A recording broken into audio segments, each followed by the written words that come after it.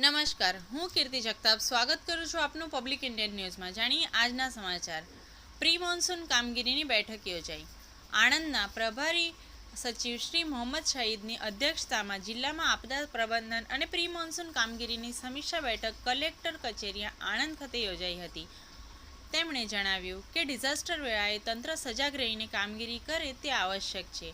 માર્ગદર્શક સૂચનો આપતા તેમણે જણાવ્યું કે આપદા સમયે અસરગ્રસ્તોને જરૂરિયાત મુજબ શેલ્ટર હોમમાં ખસેડવાથી લઈને તેમના રાશન, પીવાનું શુદ્ધ પાણી તથા આરોગ્ય વિષયક સુવિધા સત્વરે મળી રહે તે સુનિશ્ચિત કરવાનું રહે છે।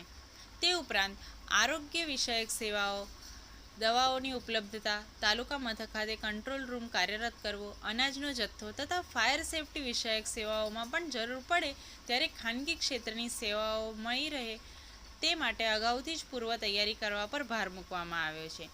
વાવાઝોડા પવન સાથે ભારે વરસાદ પડે ત્યારે ઝાડ પડવાથી રસ્તો બ્લોક થઈ જાય તેવા સંજોગોમાં તાત્કાલિક વન વિભાગ અને માર્ગ અને મકાન વિભાગ સંકલન કરીને વહેલામાં વહેલા રસ્તો ખુલ્લો કરે તે જોવા જણાવ્યું છે।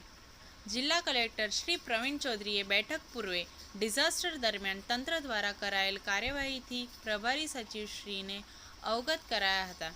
કલેક્ટરશ્રીએ આણંદ જિલ્લા વહીવટી તંત્ર ડિઝાસ્ટરની કોઈ પણ પરિસ્થિતિ ઊભી થાય તો પહોંચી વળવા ટીમ તૈયાર હોવાનું જણાવ્યું હતું। આજના સમાચાર અહીંયા જ સમાપ્ત થાય છે। જોડાયેલ રહો પબ્લિક ઇન્ડિયન ન્યૂઝ સાથે।